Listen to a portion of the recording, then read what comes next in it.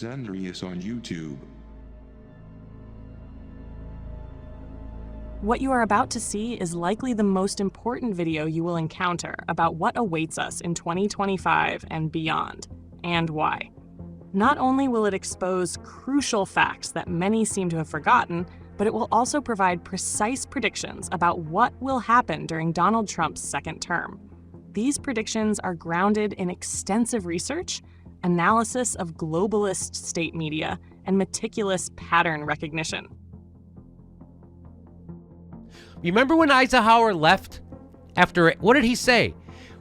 There's a shadow government in America. It's called the military-industrial complex. And what he was saying was, even I couldn't stand up to him, a 4-star general, so you better watch out. And here we are, with Mr. Pretty Boy, liberal Democrat. We're now bombing 7, 8 different countries. He's trying to start a third world war with Russia. We're setting up fucking NATO forces all around the border of the U.S. of Russia. What the hell are we doing? What is going on? We're in Afghanistan, Iraq, Libya, Syria. What the f***?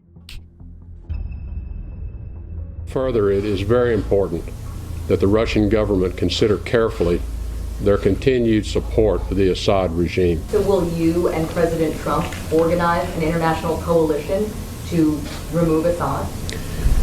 Those steps are underway. In 2001, former NATO General Wesley Clark was presented a classified memo which outlined several countries that NATO planned to invade.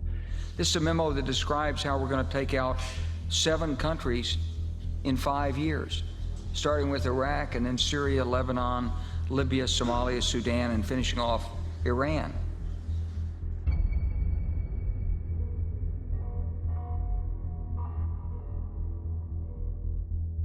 We're going to keep increasing the pressure on the Assad regime and working with the Syrian opposition. What Russia and what Iran and what Syria have done recently is a humanitarian disgrace. There's only a few more independent countries left that control their own oil and natural resources, namely Russia, China, Iran, and Syria. And each and every single one of those countries are being attacked as we speak through proxies such as NATO, Ukraine, and Israel. The worst thing possible, they're both in on it. They're for terrorizing, doing terrorism on other countries so we could steal their natural resources for American corporations. They agree on imperialism, the thing we got to stop the most. The thing the left and the right agrees on the most, which is stopping these stupid regime change wars for capitalism so we can steal their natural resources. We're keeping the oil. We have the oil. The oil is secure. We left troops behind only for the oil.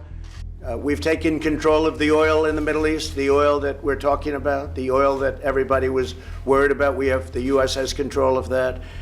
So I think Trump talks a good game. But what he actually does when he's in office is another matter. And I would note here, just as a final point, that Donald Trump, when he ran for president and in his initial few months in the White House, said that he wanted to improve relations with Russia. He viewed Putin as a friend. He wanted to put an end to NATO and get out of Europe. None of that happened. And in fact, what did happen is that in 2017, it was Trump who started arming the Ukrainians. So Donald Trump can talk all he wants about how he's going to do a 180-degree turn regarding American policy on Ukraine. But in my opinion, that's not going to happen. The Trump administration has perilously canceled the INF treaty, the nuke deal that all other U.S. presidents had respected and left in place. He broke the treaty. Not only is Mr. Trump not working for the Russians, in fact, his administration has been hostile toward Russia. It has renewed and intensified sanctions to essentially hammer the Russian economy. It is pressuring Germany's Angela Merkel, a Russian trading partner, to stop importing Russian oil to hurt the Russian economy. It has shipped lethal arms to Ukraine with the suggestion that maybe they can be used against Russia. It has bombed Syria, another Russia client state.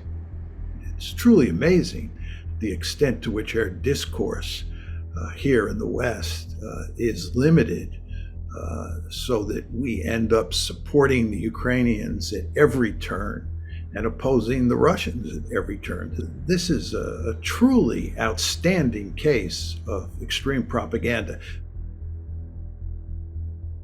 Conclusion of this video: Trump is a blackmailed deep state agent and will continue what Bush and Obama started. Attacks, false flags, and sanctions on Russia, Iran, Syria, and China will increase when Trump takes office, with a major focus on attacking Syria and Iran. They will even try to have Ukraine join the EU and NATO to provoke Russia even more. So we are about to see major wars when Trump takes office. Trump and Israel will focus on Syria and Iran, while NATO and the EU will focus their offensive on Russia. Since the pandemic psyop has been put on hold for now, they need a new method to steal wealth from humanity and transfer it to themselves, and the tool will be NATO. Trump will ensure that this offensive military-industrial complex tentacle enlarges and steals even more taxpayer money from the people of the world, turning the West into collapsing war economies. Not only that, NATO and the EU will be allowed to censor their opposition even more on social media. We already saw it during the elections in Romania and Georgia, and this is just the start.